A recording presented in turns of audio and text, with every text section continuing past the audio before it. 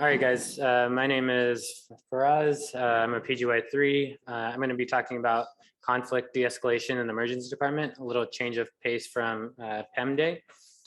Just wanted to say thank you to Dr. Green, Dr. Camacho, happy birthday, Dr. Camacho, Dr. Stetz, Dr. Wolfram, Dr. Gore, and Dr. Kadakia.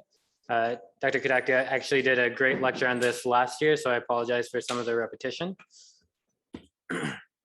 So the agenda for today, just wanted to go over what is conflict in the emergency department, go over some workplace violence, and then some de-escalation techniques. For this lecture, I do want audience participation, make it a little bit more of a discussion. So yeah. So conflict in the emergency department. So it's generally any situation that can cause physical, mental, or emotional harm to either patients or the providers. So can anyone think of any situations like this that would be an example of conflict in the emergency department? Yeah. Sign out, okay. Wait times, good. Patients in pain. Okay, good. So some of the situations that I could think of are, verbally or physically aggressive patients, patients that are dissatisfied, or when there's a bad outcome for a patient. These are all very patient-centric, but there are other situations that are more provider-centric, like sign out was mentioned. So I'm going to be going over some of the patient-centric conflicts.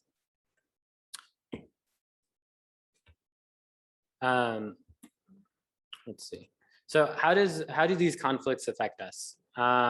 So obviously, if you have a physically aggressive patient, you can get physical injuries.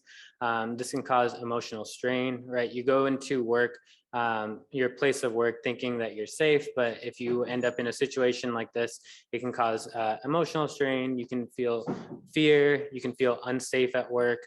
And in certain situations, you can end up with PTSD.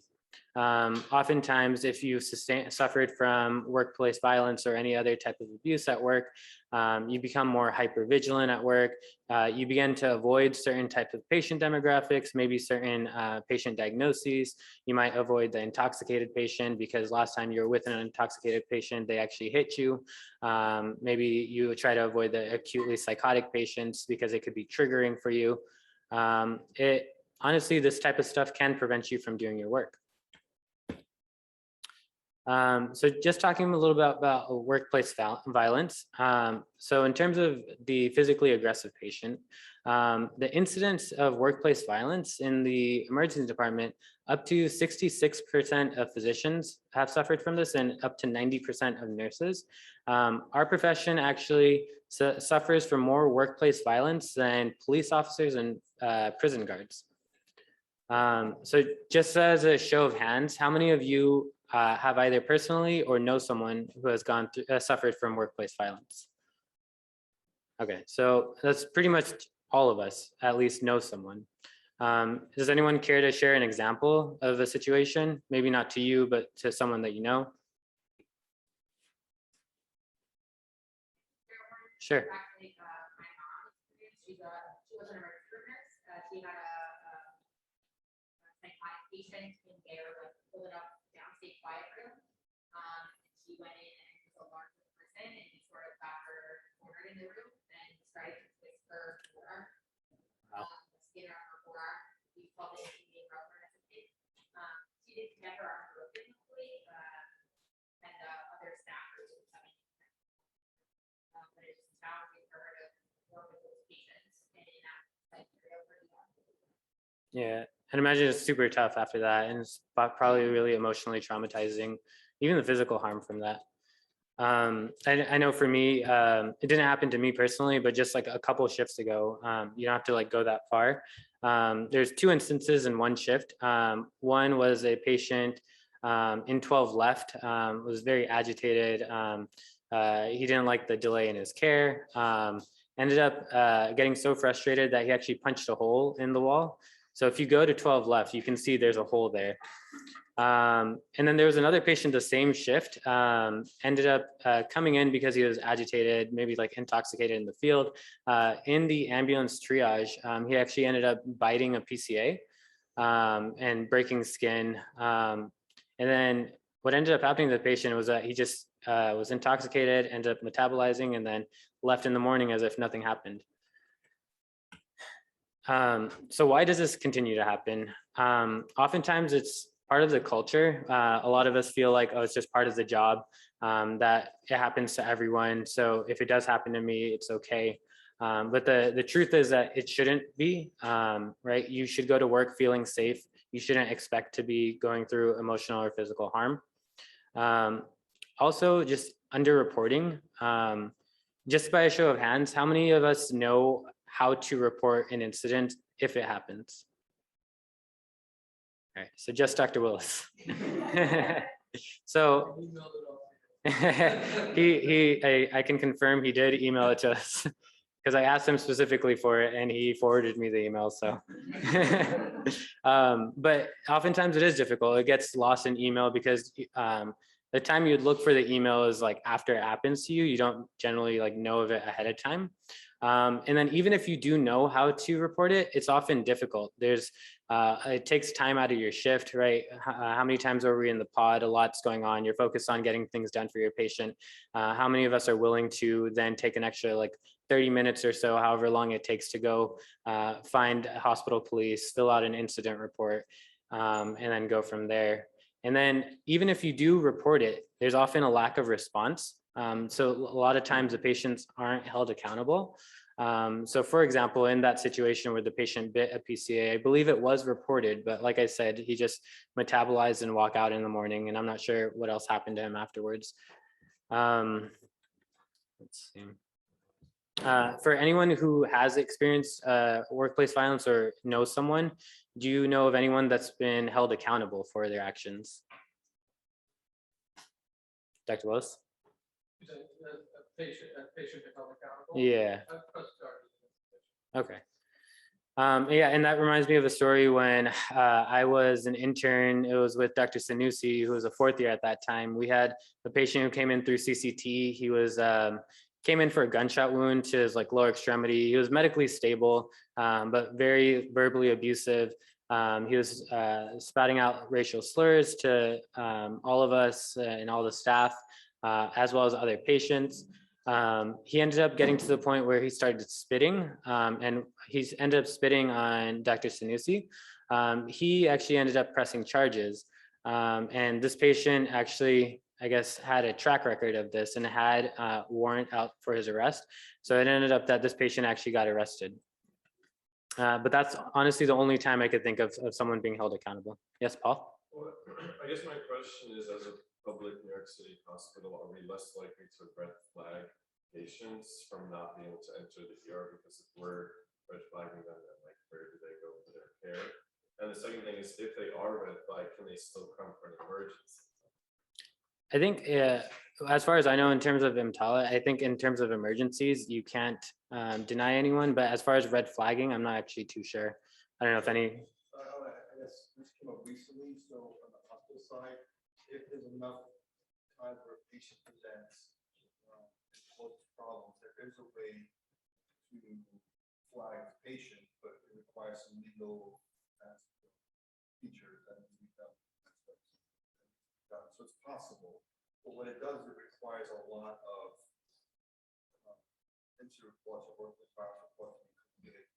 And then you have to sit down for a group and say, this is what we propose. You cannot stop it coming back for emergency care. They can, but you can direct their care as outpatient versus inpatient. Say we cannot take care of you. So there is a way, but it does require us to fill out these forms. And repeated behavior. I'm sorry? And repeated behavior. Yes, one's not going to do it, but repeated. This happened recently, and the patient come back before, and before I looked back to see if there was workplace violence reports, and there were. So we did get involved, and that patient never came back afterwards. So, but it does require you to fill the form. So I would encourage you to have it to fill the form and let definitely let Kate Post know that you fill out the form, and then Dr. Burma show you how. Yeah, so to summarize, basically, there is a way to potentially red flag a patient, but it requires a legal avenue and it requires us to have multiple instances of workplace violence. And the only way to legitimize that is to fill out the incident report, which is actually a perfect segue. So what to do if this happens to you. So there's three aspects. There's the medical, there's the legal, and then like the emotional / mental afterwards. So medically, if you get attacked by a patient and you sustain an injury, you go straight to the ER. You give them your information, get your medical treatment. And this is actually fully covered by the hospital, your treatment. You may still get an email. There's like a disclaimer on in the email that we got that you still may get a bill, but you forward that bill to the hospital and then they take care of it. As far as legal goes, so you should go to the hospital police and then you should fill out the incident report form. This is on the email that we originally got. I'm going to forward this to all of you guys after the lecture. Hospital police will then go to NYPD, and then NYPD may contact you and ask you if you want to press charges. And then as far as mental goes, so I talked a lot about like the emotional strain, the fear, possible PTSD. So we do have resources through the hospital. Our GME department actually has a lot of like peer-to-peer counselors. They have one-on-one mental health counselors. They have group sessions and group therapy, and then a bunch of other online resources. Again, that will all be covered in the email that I send you afterwards.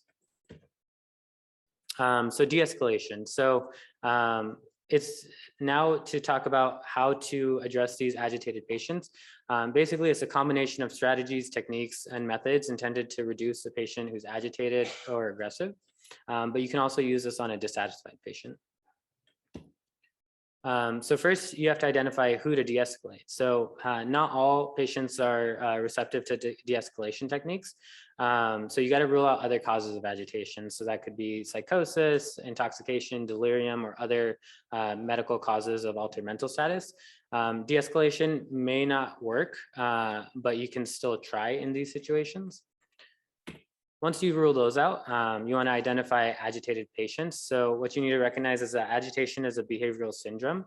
It can be connected to different underlying emotions, so anger, sadness, fear, stress, and it's associated with motor activity that's usually repetitive and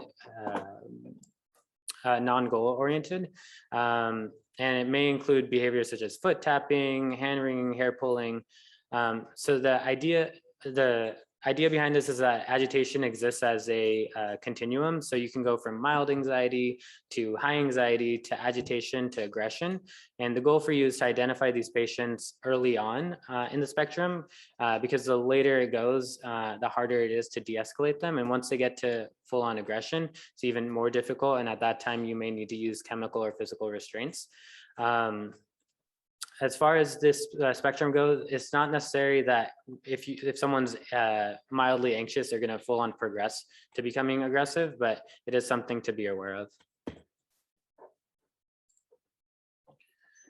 of. So the approach, once you've identified this patient and you want to try to de-escalate them, you want to make sure you give them enough space. So you want to be at least 2 arms length. You want to have like a non-confrontational body language. You want to make sure your hands are visible. They're not clenched. They're out in front of you. You don't want to excessively stare too much. You want to stand at an angle, because if you stand directly at them, it may make them feel like you're about to charge at them. So make sure that you're not confrontational. Also, just one person should be de-escalating the patient. The reason for this is if you basically come at the patient with a bunch of hospital police behind you, it may make them feel like they're intimidated, may make them feel defensive and less likely to come up with a resolution. But your safety is your priority. So if you feel like you can't do this safely with just you, then you should bring backup, as in hospital police or other staff. And then along those lines of safety, just know your surroundings. Make sure that you and other patients and other staff are your priority in terms of safety. Know what in the room can be used as a weapon against you. Be aware of that. And also keep your exits clear.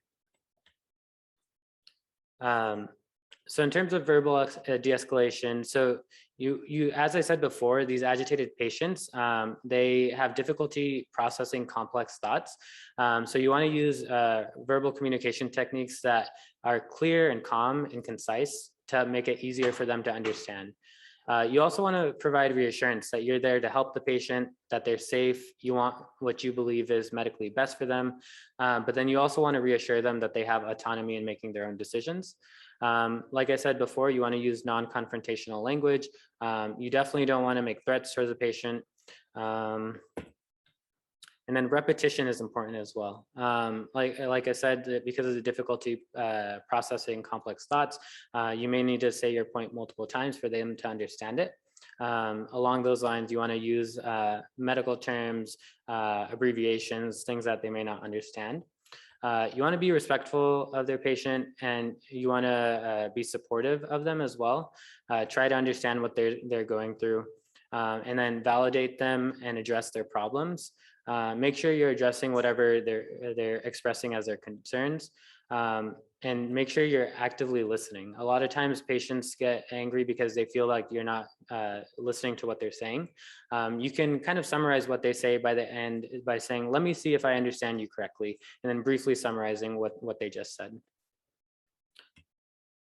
So Miller's law is just a saying by George Miller. Basically, to understand what another person is saying, you must assume that it is true and try to imagine what it could be true of. So the idea behind this is try to gain empathy. By implementing this into your practice, it helps you understand what the patient is saying. And then if you could truly imagine what they're saying is true, it also helps you become less judgmental and more directed towards finding a solution. So try to find common ground, try to agree with the patient as much as you can. So there's 3 ways of agreeing with them without full on agreeing with them. So the first way, you can agree with the truth, right? So if a patient is there, they're angry because they've been stuck multiple times, they've had 3 attempts, you can say, yes, I know you've been stuck multiple times. Is it all right if I try? So you're agreeing with them in that situation, but providing an alternative. You can also agree with them in principle. So if the patient says that they're being disrespected by the police, you can say, I believe everyone should be treated equally and respectfully. And then the last way is you can agree with the odds. So if a patient says, like, anyone would be angry if they had to wait as long as I have to see a doctor, you can just say, yeah, yes, I agree. There might be some people who might be angry by waiting this long. Other ways of agreeing with the patient. So sometimes the patient may be delusional and what they're saying isn't based in reality. You don't necessarily have to agree that that's happening, but you can acknowledge that you think that it is happening to them, that they are feeling that way. But then there's certain situations where, like, you just can't agree. So in those situations, it's okay to agree to disagree. Like if the patient says, like, you know, I feel like the hospital is trying to kill me. In those situations, you should try to provide reassurance and go from there. So you also want to just take control of the situation. You want to set limits. You want to set clear boundaries that, look, you cannot assault anyone. You can't become verbally abusive towards staff or other patients.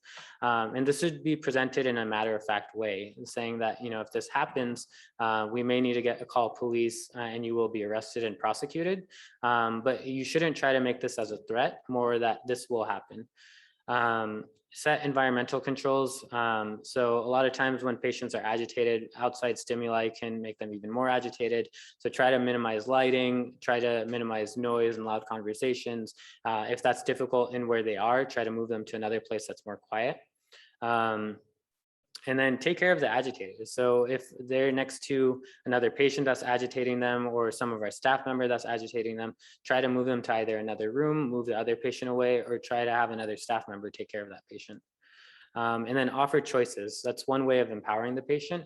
If you feel like it's medically acceptable to have 2 alternatives, then present both of them and let them decide what they want. Or oftentimes, like if a patient's been stuck multiple times, you can offer them, hey, I can either try now, or if you want, we can take a break. You can have a sandwich or a blanket, and then I can try again in a little bit. And then offer them that choice. So chemical de-escalation, I'm not really going to go into the specifics of what to use, but more how to use it, how to approach a situation. So the first step, if you feel like you've gotten to the point where you need to use chemical de-escalation, you should first offer it in a way that maybe the patient suggested themselves. You can say, I see you're quite uncomfortable. Can I offer you something to help? And then if they opt to take medication, that makes it easier for you. What's it called? You can also say, it's important for us to have a calm conversation. I feel like you're not able to talk to me in a calm manner right now. Would you be willing to take some medication? And then the last step before just involuntary medication, you can say, you're experiencing a psychiatric emergency. I'm going to give you some emergency medication. So that way you're not just restraining the patient and giving it to them. It gives them a little bit more autonomy. And then the last thing I wanted to touch upon is restraints. Restraints should always be used as a last resort. There's actually quite a bit of harm that can come to the patient, both physically and mentally. Physically, there have been case reports of deaths associated with restraints, and oftentimes this is due to accidental asphyxiation. But then also just it causes emotional trauma. It can be humiliating for them, and it decreases the trust between the patient and yourself. And then restraints are also associated with increased rates of admission to psych hospitals, as well as longer inpatient stays. So just some take-home points. I just want you guys to be aware of workplace violence, be aware of what resources we have available to us, and then make sure you report if it does happen to you. Just understand some conflict de-escalation techniques. Know that it requires both verbal and nonverbal communication. And then if you're unsuccessful with verbal de-escalation, you can always use chemical de-escalation. And if that's unsuccessful, as a last resort, you can use restraints. These are my references, and that's it.